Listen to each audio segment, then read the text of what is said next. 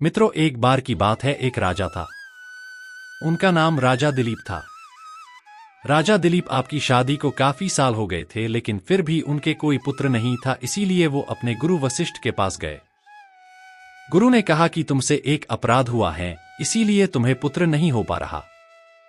तुम्हारा अपराध है कि तुम एक बार देवताओं की युद्ध में मदद करके वापस लौट रहे थे। रास्ते में देवताओं को भी भोग और मोक्ष देने वाली कामधेनु एक विशाल वट वृक्ष के नीचे आराम कर रही थी और अन्य कई गौ माताएं चारा चर रही थी। बस शीघ्रतावश तुमने अपना विमान रोककर नीचे उतरकर कामधेनु माता एवं गौ माताओं को प्रणाम नहीं किया। जबकि रास्ते में कहीं भी गौवंश दिखे, उनको राह देते हुए दाएं होकर प्रणाम करना चाहिए। ये बात तुम्हें भी गुरुजनों ने पूर्व में बताई थी। यहाँ गौ अपराध और गुरु आज्ञा का उल्लंघन हुआ, इसीलिए तुम्हारे यहाँ पुत्र की प्राप्ति नहीं हो सकती। जरा सोचो, हम तो कभी प्रणाम नहीं करते, क्या हमारे पुत्र होंगे? आजकल पुत्र कहाँ पैदा हो रहे हैं, आज तो लड़के पैदा हो रहे हैं। महाराजा दिलीप गुरुजी के पास जाकर रोने लगे। गुरुजी, कोई तो उपाय होगा। गुरु वशिष्ठ ने कहा, जाए नंदिनी गौ माता को ले जा, और इस नंदिनी गौ माता की संतुष्ट होते ही पुत्र रत्न की प्राप्ति हो सकती है।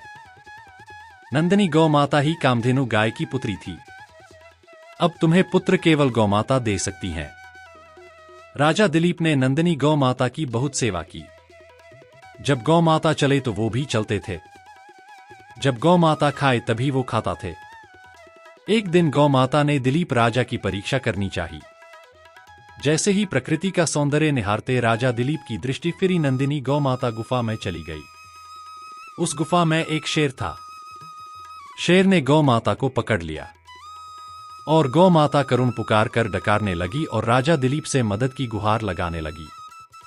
याद रहे, राजा दिलीप गुरु कृपा से चर अचर सभी प्राणियों की भाषा समझ लेते थे। दिलीप राजा ने शेर के ऊपर जैसे ही धनुष बाण संधान किया, उनका हाथ जहां था वहां जाम हो गया। वे निसक्त से हो गए, क्योंकि यह सब खेल नंदिनी गाय का था। गाय का एक रूप भगवती दुर्गा भी है। वही देव, दानव, यक्ष, किन्नर और मानवों को शक्ति प्रदान करती है। यहां तक कि भगवान शिव की पराशक्ति भी यह गौमाता ही है। जब हाथ जकड़ गया, राजा दिलीप मुहर से ही चिल्लाए, मेरे गुरुजी की गौमाता को छोड़ दो और बदले में मुझे खा जाओ, मुझे कोई दुख नहीं होगा। मगर हे सिंहराज, आपने इस नंदिनी गाय को आघात पहुंचाया तो मैं जीते जी भी मरा ही समझो। शेर ने कहा कि अरे, तू तो एक राजा है, मुझे गाय को खाने दे और वशिष्ठ जी को इस गाय के बदले दूसरी 1000 गाय दे देना। क्यों ऐसी बेवकूफी कर रहा है? दिलीप ने कहा, नहीं, इस गौ माता को छोड़ दे और मुझे खा ले, बस मैं और कुछ नहीं जानता। बस गौ माता हमसे इतना प्यार चाहती हैं। और गौ माता ने राजा से कहा कि बस मैं तुमसे प्रसन्न हूं, मैं तो तुम्हारी परीक्षा ले रही थी। ऐसा कहकर गौ माता ने अपना समस्त वैभव राजा को दिखा दिया और राजा ने कहा कि मुझे पुत्र चाहिए। और गौ माता की कृपा से दिलीप राजा ने रघु जैसा पुत्र प्राप्त किया, जिनके नाम पर ही आगे रघुवंश चला। इसी रघुवंश में आगे जाकर स्वयं भगवान राम के रूप में नारायण प्रकट हुए थे। मित्रों, प्राचीन समय में भारत में सुवर्णपुर नगर में देवदानी राजा राज्य करता था। उसके सवत्स एक गाय और भैंस थी। राजा की 2 रानियां थी। एक का नाम गीता तो दूसरी का नाम सीता था। सीता भैंस से सहेली सा प्यार करती थी, तो गीता गाय व बछड़े से सहेली सा प्रेम करती थी। एक दिन भैंस सीता से कहती है कि गीता रानी गाय व बछड़ा होने से मुझसे ईर्ष्या करती है। सीता ने सब सुनकर कहा कि कोई बात नहीं, मैं सब ठीक कर दूंगी। सीता रानी ने उसी दिन गाय के बछड़े को काटकर गेहूं के ढेर में गाड़ दिया। किसी को भी इस बात का पता नहीं चल पाया। राजा जब भोजन करने बैठा तब मांस की वर्षा होने लगी। महल में चारों ओर मांस तथा खून दिखाई देने लगा। थाली में रखा सारा भोजन मलमूत्र में बदल गया। यह सब देखकर राजा के होश उड़ गए और उन्हें एहसास हुआ कि उनके राज्य में कोई बहुत बड़ा पाप हुआ है, जिसकी सजा पूरे राज्य को मिलने वाली है। ईश्वर से विनती करने पर राजा को एक आकाशवाणी सुनाई दी कि हे राजन, तुम्हारी रानी सीता ने गाय के बछड़े को मारकर गेहूं के ढेर में छिपा दिया है, जिससे यह संकट पूरे राज्य में आया है। इस संकट से उभरने के लिए कल गोवत्स द्वादशी पर तुम्हें गाय तथा बछड़े की पूजा करनी है। कल गोवत्स द्वादशी है, इसलिए भैंस को बाहर कर गाय व बछड़े की पूजा करो। इस दिन व्रत रखकर एक ही समय खाना है, जिसमें गेहूं का प्रयोग नहीं करना, ना ही चाकू काम में लेना है। कटे हुए फल और दूध का सेवन नहीं करना, इससे तुम्हारे पाप नष्ट हो जाएंगे और बछड़ा भी जीवित हो जाएगा। संध्या समय में गाय के घर आने पर राजा ने उसकी पूजा की और जैसे ही बछड़े को याद किया वह गेहूं के ढेर से बाहर निकलकर गाय के पास आकर खड़ा हो गया।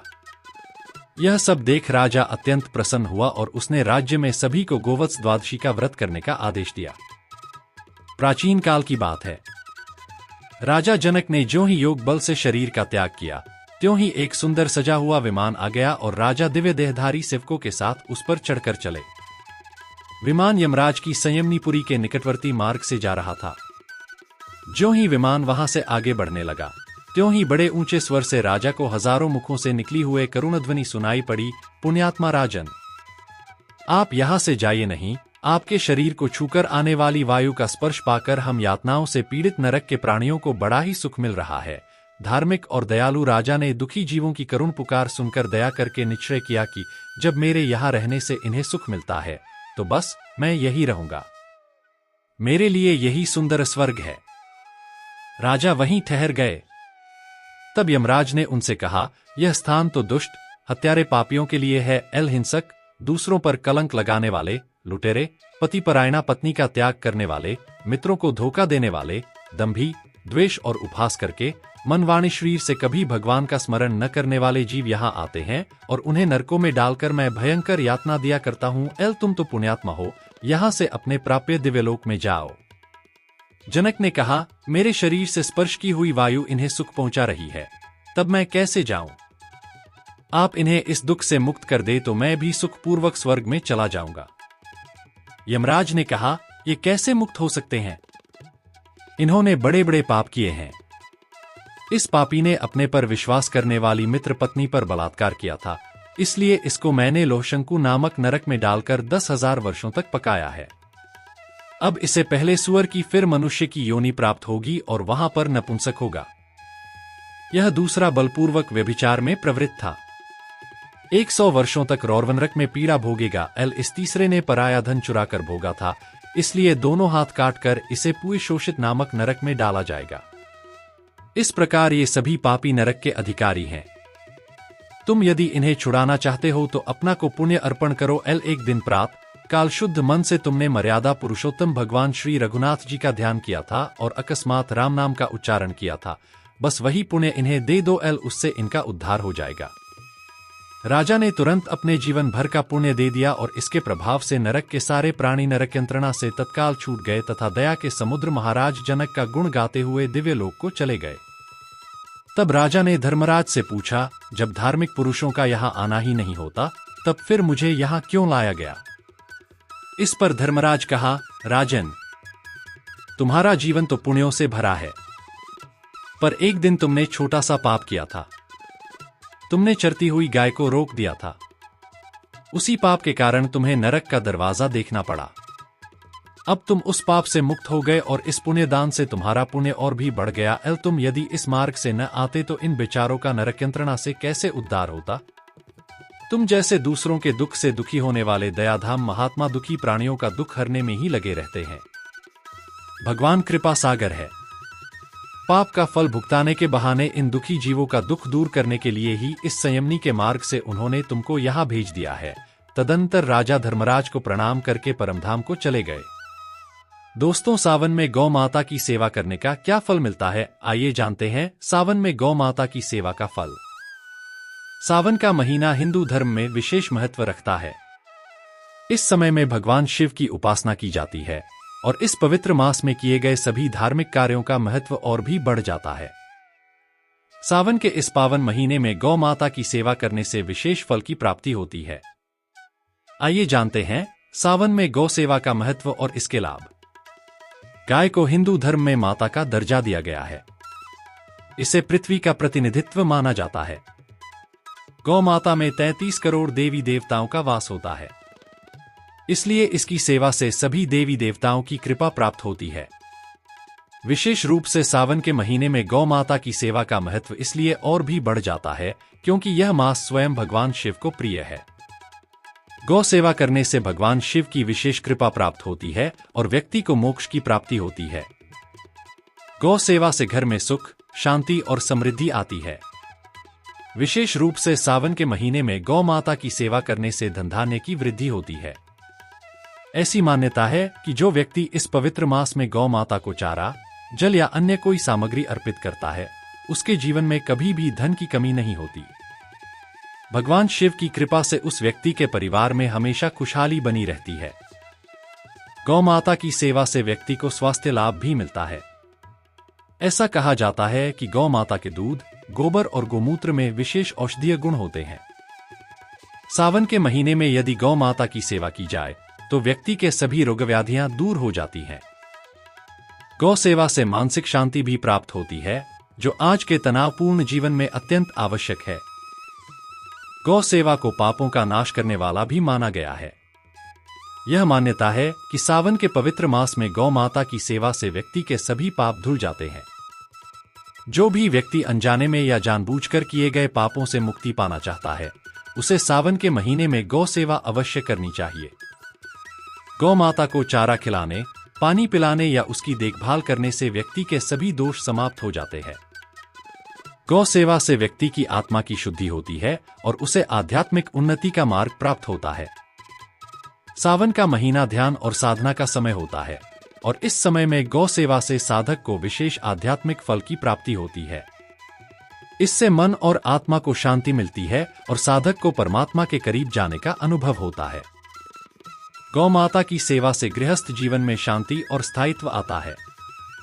सावन के महीने में गौ सेवा करने से दाम्पत्य जीवन में मधुरता आती है और पति पत्नी के बीच प्रेम बढ़ता है।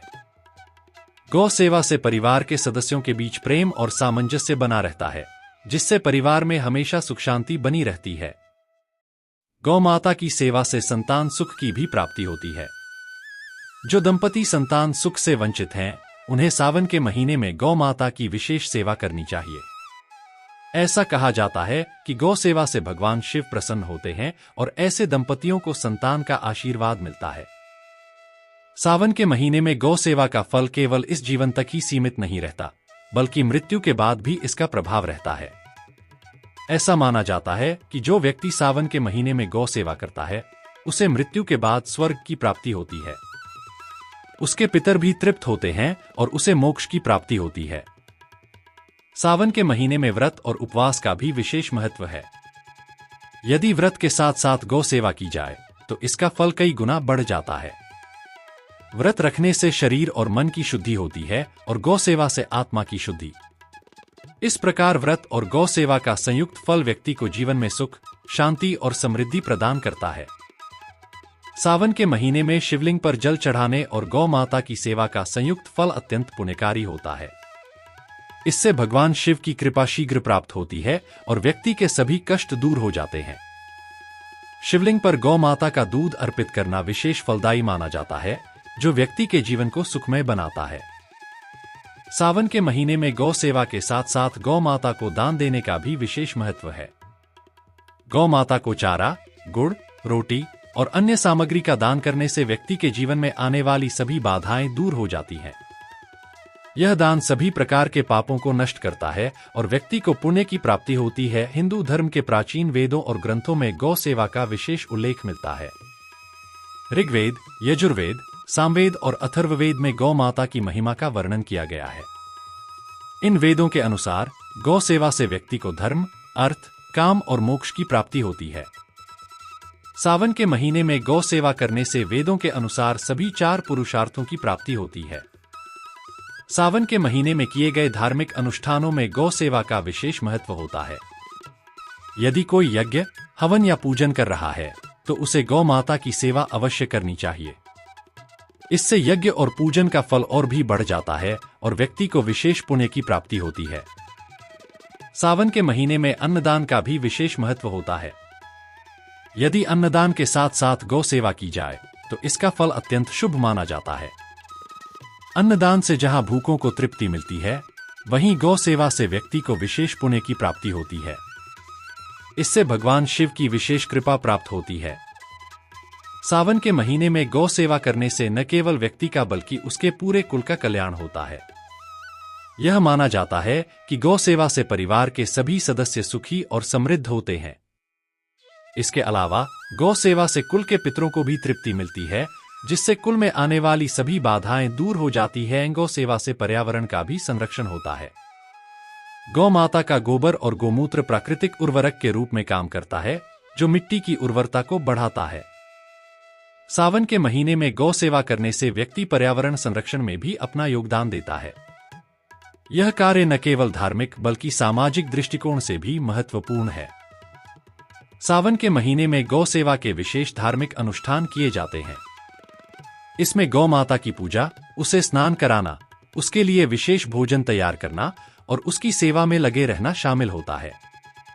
इन अनुष्ठानों से व्यक्ति को विशेष धार्मिक फल की प्राप्ति होती है और उसकी सभी मनोकामनाएं पूर्ण होती हैं। गौ माता की सेवा से ईश्वर की विशेष कृपा प्राप्त होती है। सावन के महीने में गौ सेवा करने से भगवान शिव की कृपा शीघ्र प्राप्त होती है और व्यक्ति के जीवन में सभी प्रकार की कठिनाइयां दूर हो जाती हैं। इससे व्यक्ति का जीवन सुखमय और शांतिपूर्ण बनता है। सावन के पवित्र महीने में गौ माता की सेवा का फल अत्यंत शुभ और पुण्यकारी होता है। इससे व्यक्ति को न केवल इस जीवन में बल्कि मृत्यु के पश्चात भी विशेष लाभ प्राप्त होते हैं।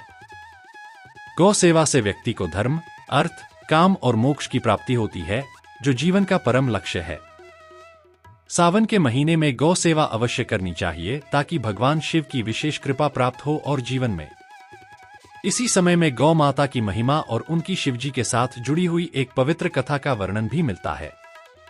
इस कथा के अनुसार गौ माता ने शिवजी को एक बड़ी कठिनाई से उबारा था और तभी से सावन में गौ माता की सेवा का महत्व बढ़ गया। बहुत समय पहले की बात है, जब भगवान शिव कैलाश पर्वत पर निवास करते थे। वे अपनी समाधि में लीन रहते थे और उनकी सेवा के लिए उनके वाहन नंदी, जो एक बैल थे, सदैव उनके साथ रहते थे। नंदी शिवजी के सबसे प्रिय सेवक थे और भगवान शिव की हर आज्ञा का पालन करते थे। एक बार कैलाश पर्वत पर बहुत बड़े संकट की स्थिति उत्पन्न हो गई। उस समय एक भयंकर राक्षस, जिसका नाम गयासुर था, उसने संपूर्ण पृथ्वी पर आतंक मचाना शुरू कर दिया। वह राक्षस इतना शक्तिशाली था कि कोई भी देवता उससे सामना करने का साहस नहीं कर पाता था। सभी देवता इस संकट से मुक्ति पाने के लिए भगवान शिव के पास पहुंचे और उनसे मदद की प्रार्थना की। गयासुर का आतंक अपनी शक्ति से धरती को त्रस्त कर दिया था। उसने न केवल मनुष्यों को बल्कि देवी देवताओं को भी त्रस्त कर रखा था। उसकी शक्ति इतनी अधिक थी कि उसने समस्त लोगों को जीतने का प्रण ले लिया था। कोई भी उसे रोकने का सामर्थ्य नहीं रखता था। सभी देवी देवताओं ने मिलकर भगवान शिव से सहायता की याचना की। शिवजी ने देवी देवताओं की विनती सुनी और उन्होंने गयासुर का सामना करने का निर्णय लिया। जब भगवान शिव गयासुर का सामना करने के लिए तैयार हो गए, तो उस समय नंदी ने उन्हें सुझाव दिया कि गयासुर को पराजित करने के लिए एक विशेष शक्ति की आवश्यकता होगी। यह शक्ति केवल गौ माता के आशीर्वाद से प्राप्त हो सकती है। शिवजी ने इस बात को समझा और उन्होंने गौ माता की आराधना करने का निश्चय किया। शिवजी ने अपनी तपस्या के माध्यम से गौ माता का आवाहन किया। उनकी गहन तपस्या से प्रसन्न होकर गौ माता प्रकट हुई। उन्होंने शिवजी से उनकी इच्छा पूछी। शिवजी ने गयासुर को परास्त करने की शक्ति मांगी। गौ माता ने शिवजी से कहा, हे देवाधिदेव महादेव, मैं आपको अपना आशीर्वाद देती हूं। लेकिन याद रखें कि इस शक्ति का प्रयोग केवल धर्म की रक्षा के लिए किया जाना चाहिए। शिवजी ने गौ माता के आशीर्वाद को स्वीकार किया और गयासुर के साथ युद्ध करने के लिए तैयार हो गए। गौ माता के आशीर्वाद से भगवान शिव में अद्भुत शक्ति का संचार हुआ और उन्होंने गयासुर को युद्ध में परास्त कर दिया। गयासुर का अंत होते ही संपूर्ण ब्रह्मांड में शांति स्थापित हो गई। इस घटना के बाद भगवान शिव ने गौ माता को प्रणाम किया और उनकी महिमा का गुणगान किया। उन्होंने कहा कि गौ माता की सेवा करने से सभी प्रकार के कष्टों से मुक्ति मिलती है।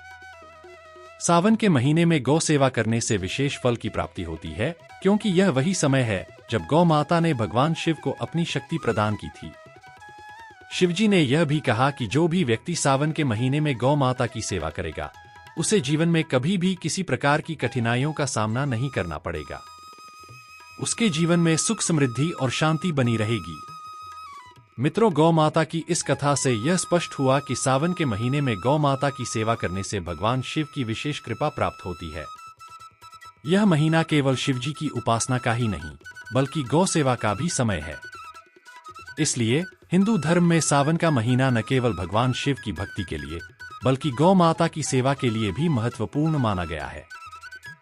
गौ माता की सेवा से व्यक्ति को जीवन में सभी प्रकार की सुख शांति और समृद्धि प्राप्त होती है और भगवान शिव की कृपा से उसका जीवन सफल हो जाता है।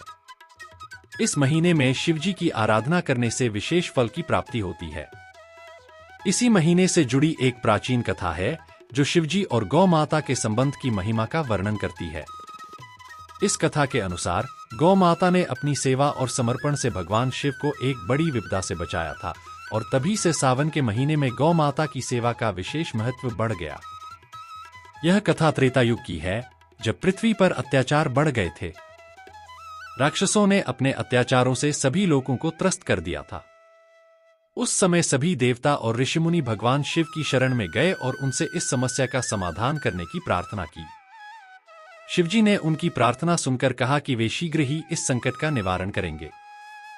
त्रिपुरासुर नामक एक भयंकर राक्षस था जिसने तीनों लोकों को जीतकर अपने अधीन कर लिया था। वह इतना शक्तिशाली था कि उसे परास्त करना किसी के लिए संभव नहीं था। देवताओं ने बहुत प्रयास किया लेकिन वे त्रिपुरासुर को हरा नहीं पाए। निराश होकर वे सभी शिवजी के पास पहुंचे और उनसे सहायता की याचना की। भगवान शिव ने त्रिपुरासुर का अंत करने का संकल्प लिया। उन्होंने अपनी तीसरी आंख खोली और उसकी अग्नि से त्रिपुरासुर को भस्म कर दिया। लेकिन इस प्रक्रिया में भगवान शिव ने इतनी अधिक ऊर्जा का प्रयोग किया कि उनकी शक्ति क्षीण हो गई और वे अचेत हो गए। यह देखकर देवता और ऋषिमुनि चिंतित हो गए। उस समय नंदी, जो शिवजी के प्रिय वाहन थे, ने समझा कि केवल गौ माता की सेवा से ही शिवजी की शक्ति को पुनः प्राप्त किया जा सकता है। उन्होंने सभी देवताओं को सलाह दी कि वे गौ माता का आशीर्वाद प्राप्त करें और शिवजी की आराधना के लिए उन्हें दूध और गोमूत्र अर्पित करें। गौ माता ने अपने आशीर्वाद से शिवजी की शक्ति को पुनः जागृत किया। गौ माता के दूध और गोमूत्र ने शिवजी की क्षीण हो चुकी शक्ति को पुनः संचारित किया और वे फिर से अपने पूर्ण रूप में आ गए।